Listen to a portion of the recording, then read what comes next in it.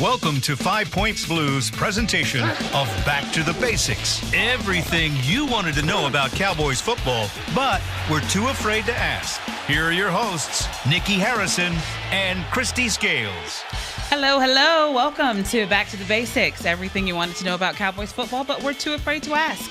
I'm Nikki Harrison here with Kristi Scales, and today we have Mr. Bryan Broaddus joining us. Well, thank you, guys. You're so welcome. Let me introduce you. Okay. So, 13-year career scouting. Right. You were at Green Bay, Jacksonville, You got me. Philadelphia, Yep. and here. Boy, I tell you what, yes. You've done your research.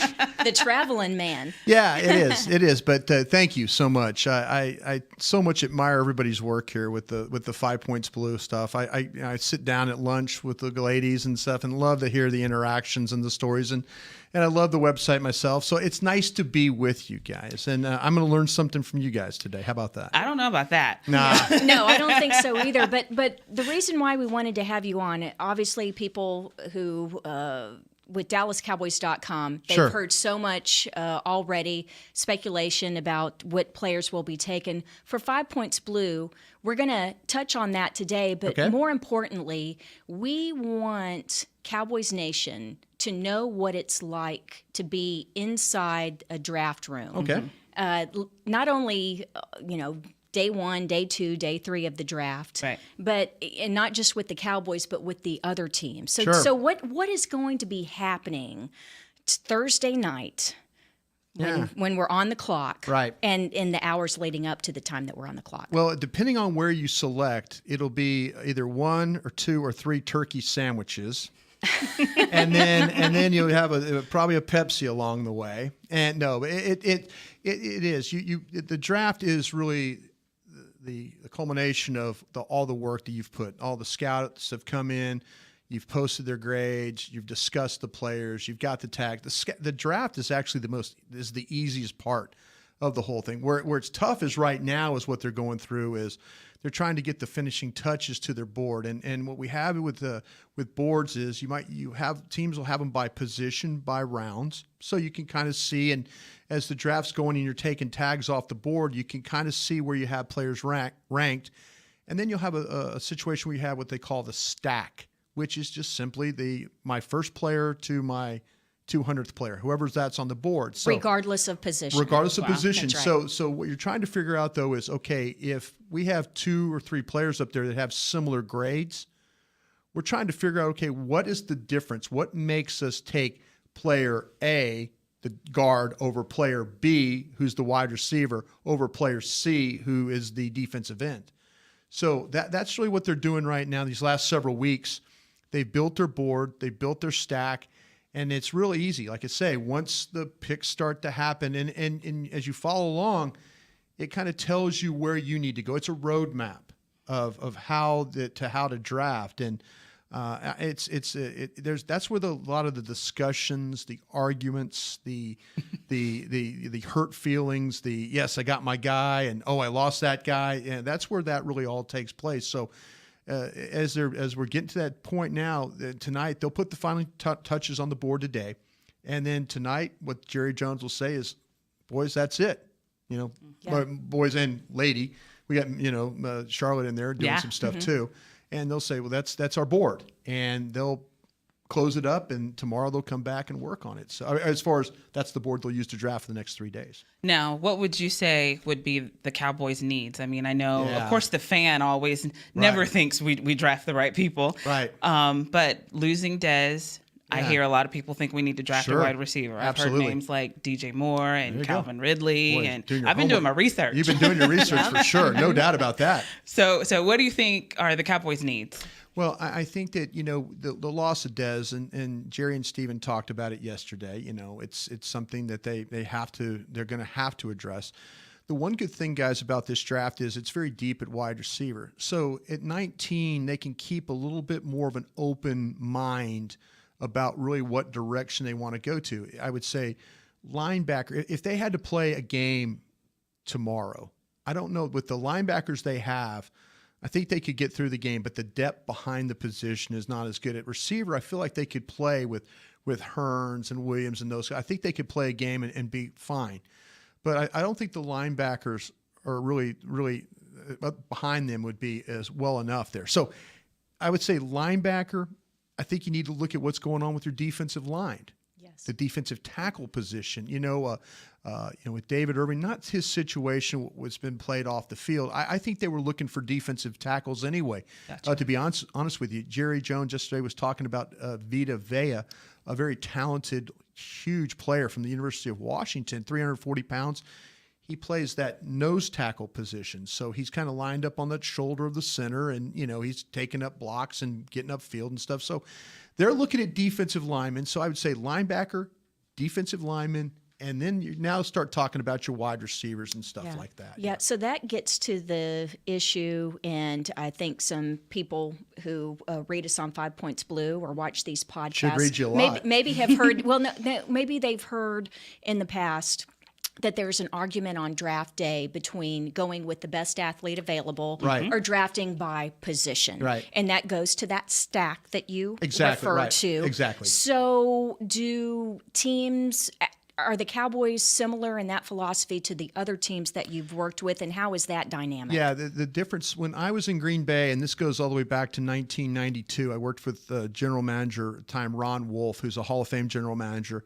John Dorsey was on that staff. John's about to make the first pick of the draft. John Snyder, we're trying to trade with right now for Earl Thomas is in Seattle. Yeah, Brian's dropping names here. So we've got the Cleveland Browns general manager. We've got Seattle Seahawks. Yeah, and at number 10, you've got Reggie McKenzie at Oakland picking ahead of you there. So, Tom Dimitroff is behind you, and he's going to try and get in front of you in Atlanta. So, no, that's the part of being 54 years old. You work with a lot of people who are now, at the time, we were all really young guys, and now we're all really old guys. So, but yeah, I think that to answer your question with that, it's one of those things where the discussions and stuff like that. I mean, it's all really about you put that all aside. I mean, you get to a point where, as you say, you put the stack together. The stack to me is really the most important thing, because I could tell you guys a story about the Bill Parcells in 2005 with Ware.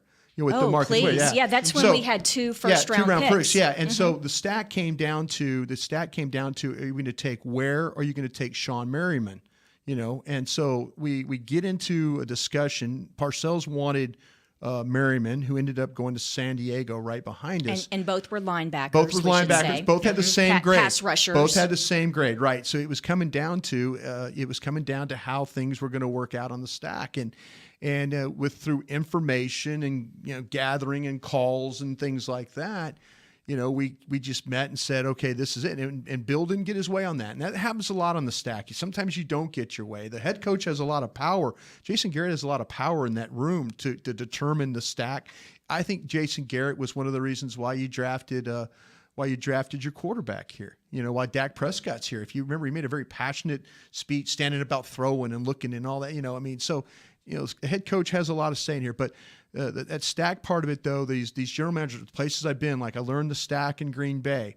I took the stack to Philadelphia in 1998 and had a draft there where 4 of our 8 picks made the Pro Bowl 2 years later.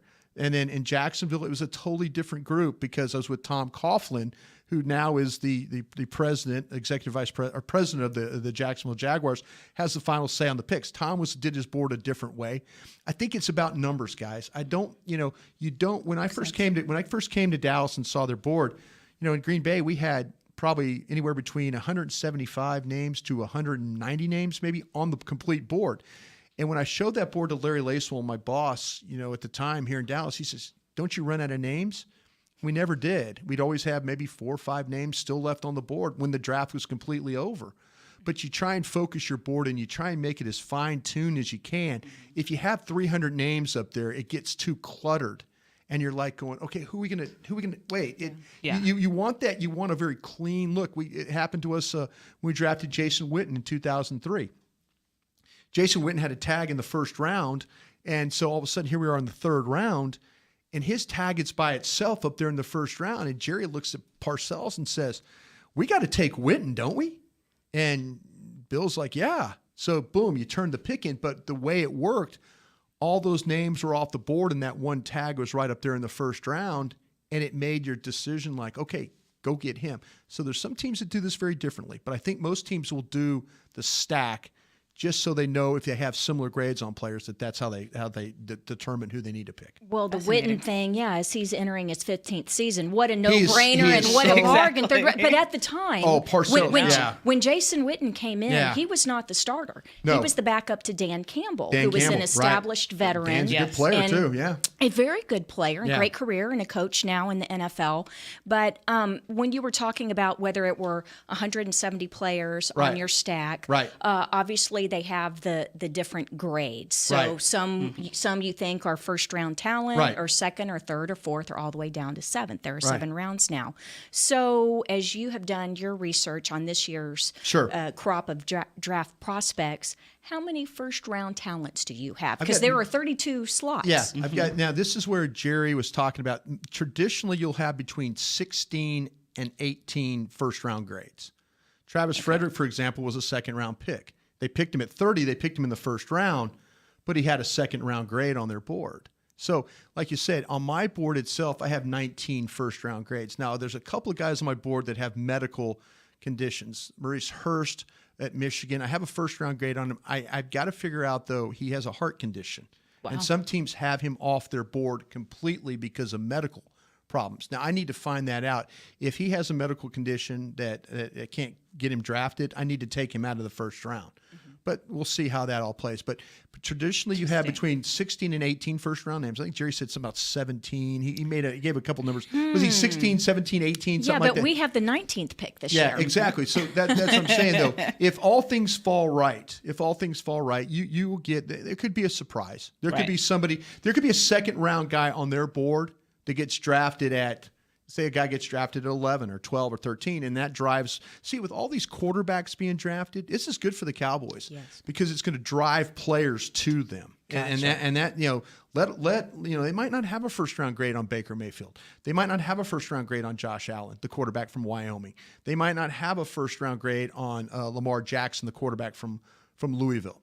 So if they have second-round grades on those guys or third-round grades or whatever – and they get selected ahead of you, that's driving players down your direction. So you always want a few upsets ahead of you. I mean, you want those head scratchers where you go, wow, okay, I didn't see that one coming. There's always a reach, and it's usually at quarterback just because it's such a premium position, traditionally. Now let me ask, what is a player's grade based off of?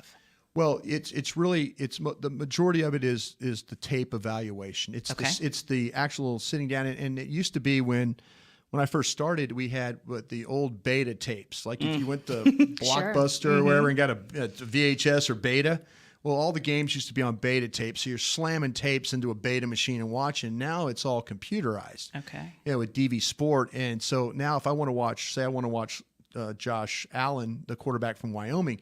I can watch all his throws, every throw he's made in college. I can watch all his interceptions. I can watch all the time he's sacked. And it's just all I do is click a button and you can kind of sort. So now it's just a good way of being able to watch these players. So it's come a long way from that. But the main grade is you take the area scouts will talk about his grade. He'll say, this is what I think of the player. They'll have a cross-check scout that will say, hey, this is what I think of the player. And then they'll have a national scout that will say, okay, this is what I think about the player. And then they'll all sit down together and watch the tape, and they'll try and draw a consensus. Like Jerry Jones talked about for the Des Bryant release, we drew a consensus here. And so they'll take a consensus and say, okay, Josh Allen, his grade is a 118, means he's the bottom of the first round. The lower the number, the better the grade. So they'll put him in the first round, and then they'll go to the next guy, and then you just kind of stack your board that way. But the tape, the scouting reports, medical has a lot to do with it. When Jim Maurer and Britt Brown and those guys, when they talk about players, they say, hey, we can't take this guy because he has a herniated disc, or he's got something wrong with his neck, or he has something wrong with his shoulder. And then that will influence whether, okay, well, here are the grades, but we can't take the player because of a medical condition. Yeah. So or they fall and become a value. So an example would be Sean Lee, who was a first-round talent that had the knee injury at Penn State. Absolutely. Okay. So the Cowboys were able to take him in the second round. And then other times it may not be something congenital like a heart issue or something like that, but Jalen Smith with his serious knee injury, and the Cowboys knew that they weren't going to get anything out of him. Well, I was so wrong about him. So wrong about Jalen Smith, because I had people tell me in the medical profession with teams and stuff, like I wouldn't draft the guy, I wouldn't touch the guy. And I really worried about that. And I think the fact that Dr. Cooper did the surgery on him is the reason why they drafted him. I really believe that. Yeah. I don't think if Dr. Cooper had not done the surgery on Jalen Smith, I don't know if the Cowboys would have drafted him. But they had confidence, and everybody's pointing to 2018 as being this year. And I after watching him play, I would not bet against him like I did. I was foolish for doing that, and they're going to maybe get a good player out of this. Yeah. Well, awesome. Let's follow up on something with Jalen Smith, because the thing, Dr. Cooper, by the way, is the Cowboys team orthopedic surgeon, Cooper, the number one guy of our medical staff, of the team doctors. Yeah. But Jalen Smith, off the charts character-wise and Absolutely. Work ethic and all that kind of thing. Mm-hmm. So how important are these character issues when it comes to scouting? No, there's no question, guys. It's very important to the staff. It's important to the front office. There's teams that will take character risks and not even bat an eye. And I'll give you an example. Cincinnati Bengals will take character risks because they're a staff that's driven by coaches, a scouting staff that's driven by coaches more than scouts. So coaches were always willing to take a risk. Scouts really don't want to take so much of a risk. But for example, Arden Key went to my school at LSU. He's a very talented defensive end. Arden Key has had a history of off-the-field problems with substance. And so, when they bring Arden Key in for a visit here, Calvin Hill's involved. So Calvin Hill's sitting down in our fine cafeteria, talking to Arden Key, getting an idea, So you will go through great lengths to try and find out the character issues of a player. If a player's good enough, you will do whatever you have to do to figure that out. And then you determine where does he need to fit. Randy Gregory is a great example of that. Randy Gregory was probably a top 10 talent that fell to pick 60. And here's Jason Garrett saying, okay, well, I think they had to make Jason Garrett sign off on this one. And I don't think he was totally comfortable with it, but he did because they drew the consensus. I just remember Randy Gregory saying the last thing to Jason Garrett on the phone call was, "You don't have to worry about me, Coach." And Jason Garrett saying, "Okay, let's go to work." And boom. And so that's sometimes, sometimes the gut feeling of the group is to, hey, we can handle this.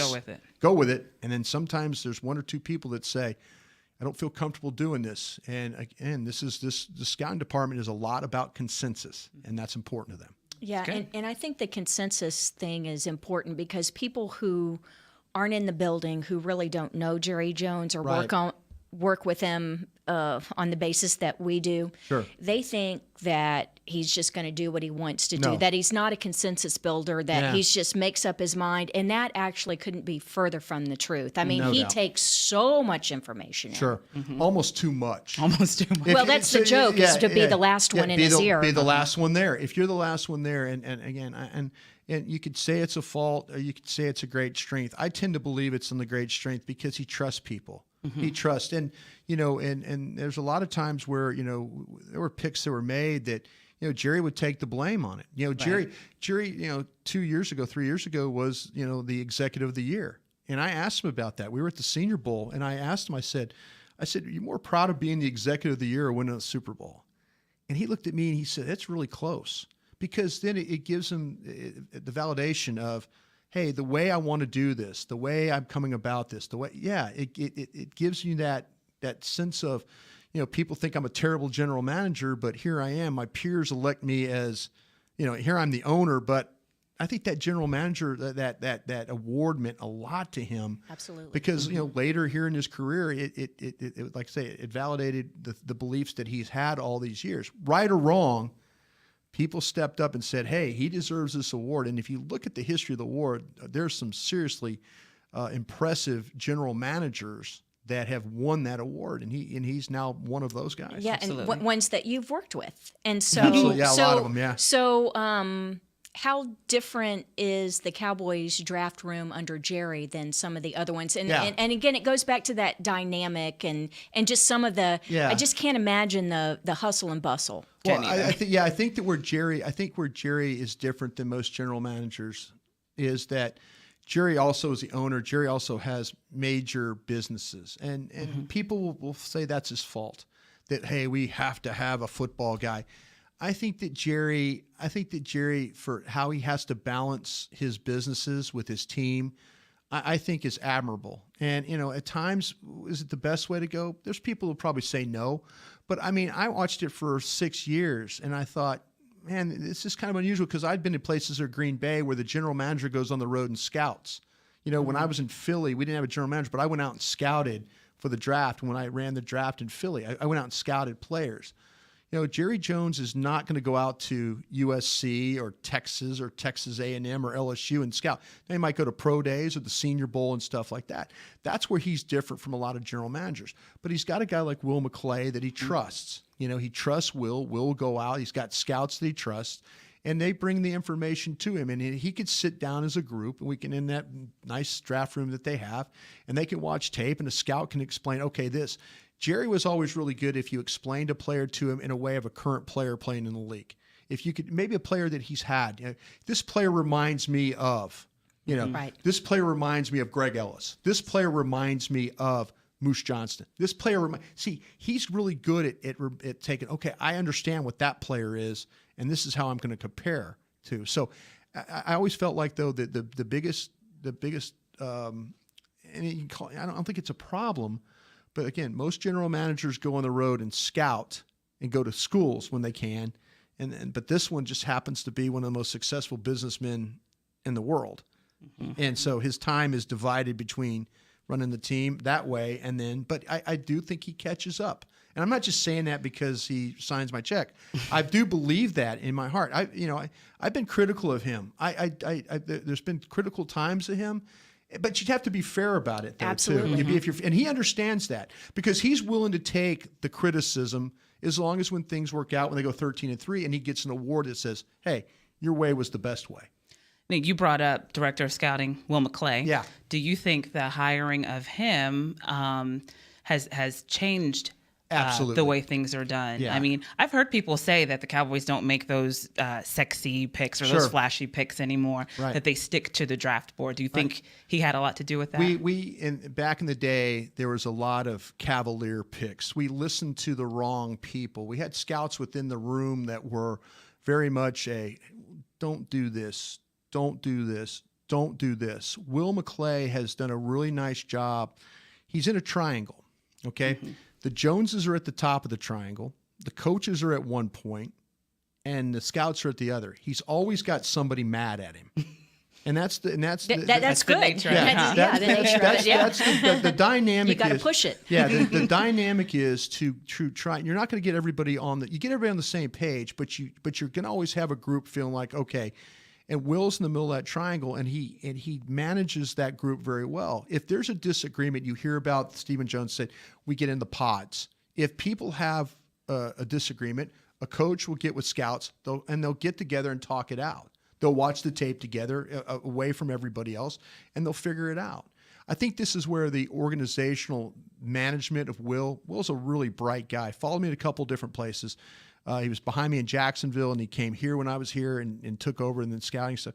He's been a coach. He knows the coach's perspective. He knows the scouting perspective, and the Joneses trust him. And I think that's really very helpful for him. But he's able to kind of pull things together, whereas before I felt like we were a little bit more fractured, in our decisions and who we were listening to and what was going on there. And I think Will has kind of tightened that group up to where you have you get the consensus more often than not. Mm-hmm. I actually have a question from Jim, an Aggie dad in Fulshire, Texas. We got this a long time ago. Okay. But this is perfect. Sure. He asked, the Cowboys have made some great mid to late round picks in the draft the last few years, most notably Dak Prescott in the 4th round. Right. Do the scouts and personal staff rely more on hard data or for each player or more on their gut feelings? Yeah, that's a great question too. When you get late in the draft, especially day 3, you start to think about, traits. Give me traits. What are the traits? What traits can this player, whether it's size, whether it's speed, anything to do. Is it a position fit? With Rod Marinelli, I like a certain type of defensive tackle. I like a certain type of defensive end. I got to have a safety. With on offense, they might want a running back that can do. It could be all 3. Run, block, catch. you're looking for traits on these guys. So what happens in the like day 3, I always call it the Scouts Day, because that's where the school visit takes over. That's where the personal relationship that you have with a coach that tells you, hey man, this kid, you put him under pressure, and so your board is set that way. And I think this is where Chris Hall does a really good job, the coordinator of college scouting here. Chris will not let that board does not move all over the place. When they set that board, they set it. And, there'll be guys on that board in the 4th round that have 3rd round grades. So you're always going to take your board because you're saying, okay, we're at pick 117, which is a 4th round grade. Wait a minute, we got a Jason Witten sitting there, or, we got somebody sitting there that has a higher grade. It makes it really easy that way. That's why they've been able to hit on some picks late in the draft, because their picks have been guys that they've evaluated in the 3rd, 4th round, and all of a sudden they're picking them in the 5th. Anthony Brown is a great example about that. Anthony Brown was taken in the 7th round, but on their board, Anthony Brown was a 3rd round pick. So all of a sudden it's like, well, take him. And that's why your team is better off, because you stick to your board, but you also know the traits, and you say, okay, we evaluated that guy as a 3rd, 4th round guy. We're in the 5th round. Boom, take him. Let's go. Yeah, and Brown's arguably the fastest guy on the team. So that's Purdue, probably one of the reasons why he was so high. The traits right there. The physicality he played with, and the speed definitely is that way. Yeah. We have a few minutes left, and so I want you to pick one or two of your favorite draft day war room stories that you can share with us. And it doesn't have to be here with the Cowboys. It could be whether it's Philly or Green Bay or Jacksonville. Okay. What's your favorite? Well, one of my favorite stories, I have 2. I'll try and tell this one real quick. I was in Philadelphia in 98, and I'm sitting at the table. It's myself and, at the time, Christina Lurie, Jeff Lurie's wife, Mr. Lurie, Mike Lombardi, Joe Banner, Ray Rhodes. We're all sitting at the table. And we're getting ready to go on the clock. Here we have the 11th pick. And I'm sitting there and I'm just kind of looking. It's just real quiet in the room and everything. And Christina Lurie leans over to me and says, what'd you think about the omelet station today? That's important. Yeah, what's funny? I looked at her and I go, Mrs. Lurie, I go, love that. I had crepes, and they were filled. And the guy did a great job, because he took the strawberries and he chopped them up and he made it. So her and I, we're getting ready to go on the clock, and the room is dead quiet, and her and I are having a conversation about an omelet, and she's felt the tense in the room. Yeah. She's trying she's just such a great perspective. And I leaned over to her and I said, yeah, Miss Lurie, I had the crepes and they were really good, and the guy had the filling and all that. And who did the Eagles take at 11? Oh, we took Trey Thomas. He'd been playing 12, 13 years for the Eagles. So it was really. So that was a good pick. It was a great pick. And the crepes were great. So it was a win-win situation. But that was Mrs. Lurie. Sure. She always had a way of making things that seemed like everybody's like, oh, but she did that. And I just kind of looked at her and I'm like, you're right. And then one of my other favorite stories was in the draft, and this goes back to the Roy Williams, not the Roy Williams, the wide receiver. This is Roy Williams, the Oklahoma. When we drafted him, we were trying to figure if we wanted to trade back. And so Jerry's got Frank Gilliam on the phone from Minnesota. And then he's got Carl Peterson from Kansas City on the other phone, 2 phones. So we're trying to figure out who we're going to trade with. Minnesota wants our pick. Kansas City wants our pick. So we're trying to figure it out. Well, usually general managers will not tell you who they're going to take. They'll say, hey, who are you going to take here? Oh, we're going to take a defensive player. Oh, okay, thanks. Click the phone. But Jerry has now got Frank Gilliam at Minnesota telling us who he's going to take, who he's going to take. Peterson's got he's saying the same thing. Jerry has now got information. So Jerry hangs up the phone and goes, they're not going to take our guy. They're not going to take Roy. Let's trade with Kansas City. That's the best deal. Now, what happened was, as we're making this trade, it took forever to make. We're down to the clock is ticking. Robert Blackwell is sitting in New York. He's at the table there waiting for the pick. Because he has to hand in the card within the 10-minute window. 5, 4, 3, no pick from the Cowboys yet. Oh. Kansas City and Minnesota, everybody now runs their pick to the front. And we had determined with Kansas City that we were going to make the trade. We were doing the trade. So Chris Hall pops out of the draft room and goes, did anybody turn the trade in?